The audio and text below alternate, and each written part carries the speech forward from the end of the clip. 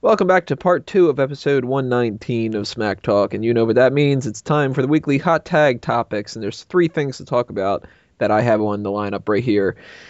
WWE has stopped negotiations with NBC Universal, and they might be taking Raw and SmackDown elsewhere. This comes at the same time, kind of including this in, as Dish Network has decided not to include the Elimination Chamber pay-per-view. So this network shit is really starting to come to a head, and I guess WWE is going to have to figure out what they're going to have to do sooner than later. But this could be a good sign for the network as well, because if these other stations aren't doing a good enough effort to bring WWE shows onto their platforms, and WWE just has this as a backup, then maybe the network's going to get some extra shows and extra oomph out of it.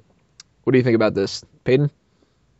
I think it's highly unlikely that you're going to see them move to any other network. The only thing that they're going to be doing now is they're going to be looking for someone to offer them a higher amount because the clause that's in this here, anybody who makes an offer to WWE, NBC is willing to match it. WWE and NBC have an excellent relationship. There's no reason they're going to be looking to sever this. WWE just wants more money, which is very apropos that they're launching the network now. There's a reason they're doing it now. I'm sure they probably could have done this a year ago if they wanted to, but they knew they had a big contract negotiation coming up around this time. So they wanted to launch the network now, get their stock prices up, get a lot of attention going to the company. The 30th anniversary of WrestleMania is coming up. The ball is in their court. I think the bottom line here is WWE is going to be making a lot more money in the near future. Once again, the likelihood of them going someplace besides NBC, highly unlikely. So don't worry about losing it from USA. They're not going to take it to some weird channel that you're not going to have in your market. And I don't think they would even take it and put it only on the WWE network because that would be silly. They would be losing out in way too big of a market if they did something like that. Drew, what do you think? Oh, they'll go to Fox Sports, Indiana, Midwest, that kind of stuff. But no, I agree with Peyton. I think it's not the right time for them to be moving along, one might say. But it just feels weird to me that they would try to sever ties with NBC. Like Mike said, it's really good relationship, and I really don't know much about this, so that's why I sound like yeah. Wago, what do you think about this whole situation? And do you think that like the Dish Network thing's going to play into a bigger factor than the network shows like Raw and SmackDown, or is this the same kind of deal, just going to end up working out good for WWE? I don't blame the Dish Network for dropping them, and I don't blame any pay-per-view carrier for dropping them. Right now, WWE is effectively killing its own pay-per-view business, which is fine because I think they're going to make more money from doing it on the network anyway. They'd be stupid, though, if they kicked WrestleMania to the curb. They said they're going to be taking it on an event-by-event basis, and apparently they don't see Elimination Chamber as one worth carrying, which is stupid considering it's one of the last pay-per-views that aren't on the network. Overall, though, I think WWE is being very smart right now. They're in a negotiation period where NBC's got the ability to choose to match anyone else's price, and they can go out and truly find out what they're worth. And whilst their stock's at an all-time high, it's the best time to do it. So I don't think they're going to go anywhere. I think NBC knows how much of a value they are. So I think we'll see WWE stick around on the same network. Side note that I was just thinking about right now when we were talking about this, if they do end up having just the pay-per-views on the network, they really can't call them pay-per-views anymore, can they? Are they just going to call it like the Elimination Chamber event and all that? Yeah, they just call them events now. That'll seem so weird. It's like you're It will used be to the end of an pay-per-view. era, yeah, but it is what it is. I mean, it doesn't take too hard to adjust. Who really pays for pay-per-views now anyway? It's all streamed. Yeah, they'll just call it streams from now on. They'll just be like, go to whatever the hell that other stream was that just got taken down not that long ago. They'll buy them out, and then they'll just be doing that instead. Two other hot tags here. JoJo Offerman, little JoJo, is not going to be returning to Total Divas this season. She really has been effectively replaced by Summer Rae, which makes a lot of sense in some reasons, because I think out of everybody, they really didn't focus much on her on this this first season, not this past season. But Summer Rae's a good addition to it, so what the hell, why not? The one thing that is kind of confusing to me, though, is they said that she's still training, but they just don't really want to have her on Total Divas. And if they're training her and they really expect her to be an actual diva sometime, I think it's just kind of a waste of time. I can't imagine her being anything other than an experiment, and that's about it. She didn't seem like she was ever an actual diva to me. She seemed like she was on the show because it was a show, and it was like, let's have that little kid on there instead. So I don't know. Maybe she's like under a contract, and they figured they'll throw her in the ring and just give her a shot, and they'll end up releasing her sooner than later, or God knows. But we're not going to be seeing her on Total Divas. Drew, I know that you watch Total Divas. What do you think? Are you going to miss her, or is this good that Summer Rae's in there instead? Loser.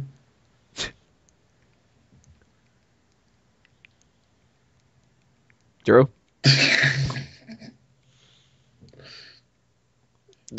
Well, I think Total Divas. I don't really know a lot about that. So you back to you. Apparently, I had my mic muted for some reason. Have you just been talking to yourself the last 5 minutes? No, I realized I muted it after.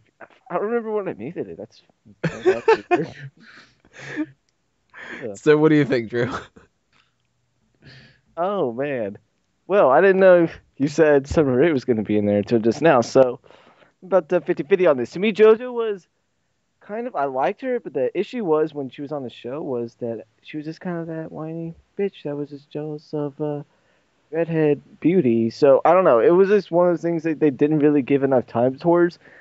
But and the issue with you saying that she doesn't look like she'd be a diva, that's just because she looks like she's 12, kind of like what AJ is. AJ looks like she's still in high school, but she still looks like an adult. Does. Yeah. But JoJo looks like she's 12, and it's just kind of hard to believe with how freaking... She's kind of like a smaller version of Alicia Fox.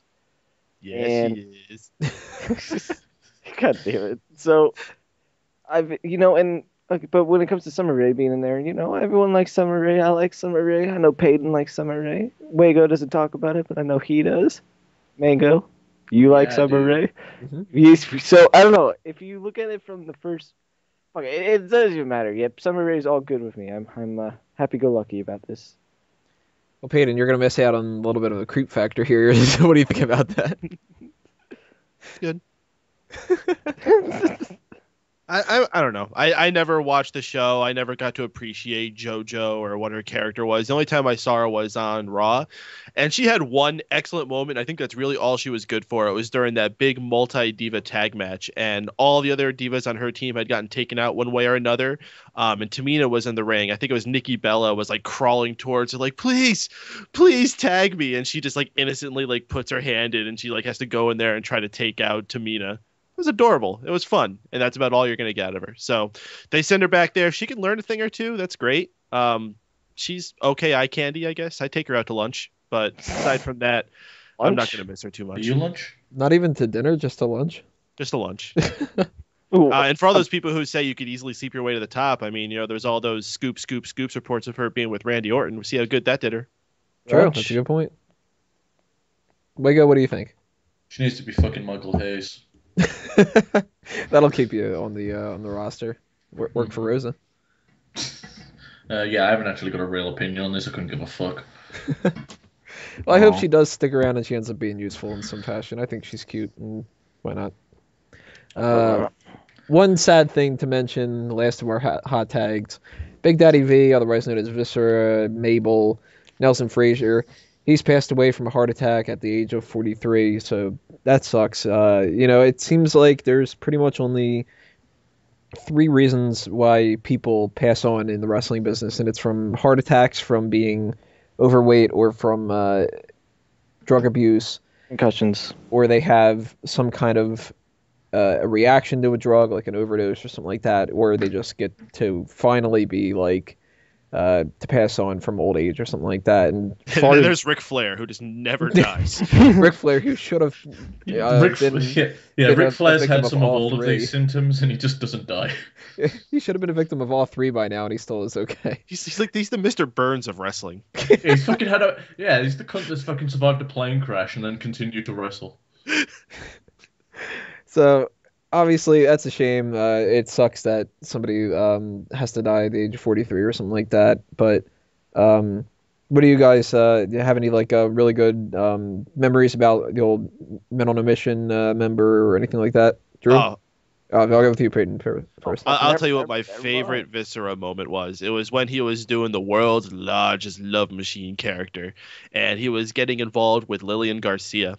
And eventually they had a steamy romance that was building and building until eventually they were going to get married. But the big payoff was, instead of getting married, the Godfather came in and introduced Viscera to the Ho train, and they danced and went off, and that was the end of it. Good fun from the Attitude Era. That's what it was all about. Drew, what do you think about the old Big Daddy V? Oh, Big Daddy V. Well, when I started watching him, he was on his way out. I remember him from a Royal Rumble appearance, but I don't really remember much of him besides for that. I do know he was a King of the Ring winner, but didn't really get him far. But from what I've seen online and what people have said since his passing, people said he was a nice guy, a good guy. Yeah, and I didn't know he was only 43 years old, which surprised me. He looks a lot older than that. Not like he's like in his 60s, but when I think of Viscera, I think of him in his 50s. Did they say what his cause of death was, or are we just saying it was overweight? Heart attack. Heart attack. Oh, okay. Then Ooh, yeah, heart attack. shut up. Bad timing. Bad timing. But it's always sad to see someone die in the wrestling world, especially like this. Young and beauty doesn't last forever, unfortunately. But Way go. Yep. When was it the last time that a fat black man won the WWE Championship?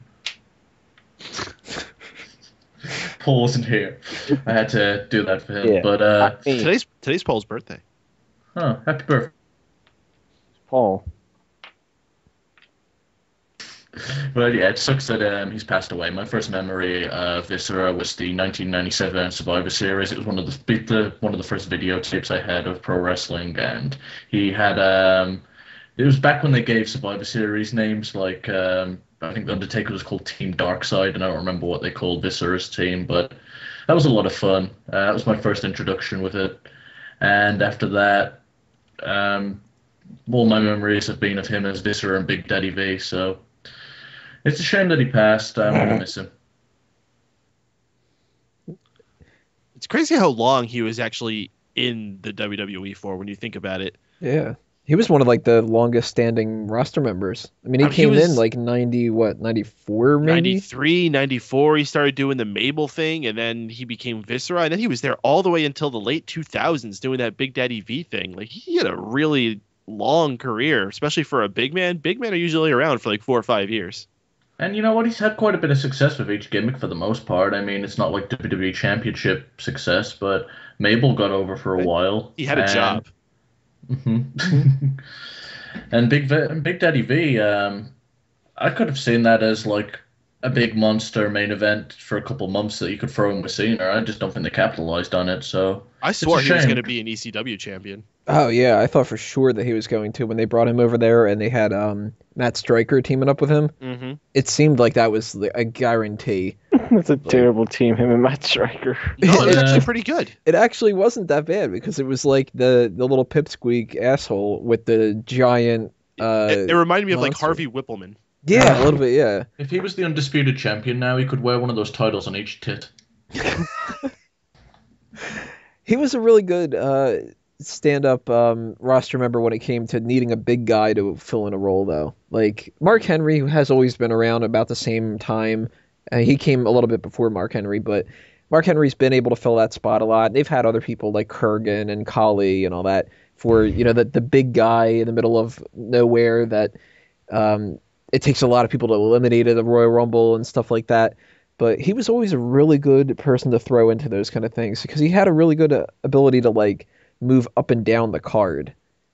Like, he never really was the main event kind of guy, so they could throw him in with almost anybody. And once in a while, they would get a good match out of him and a main eventer just to be like, but they're going to have to go up against the big man, fucking Viscera. And then, it was a jobber to the stars kind of a thing, but it was still, hey, like Peyton said, I mean, he had a job for all that time. And look at how many people are flashing the pans and they make a whole lot of noise and then they go nowhere a year or two later or something.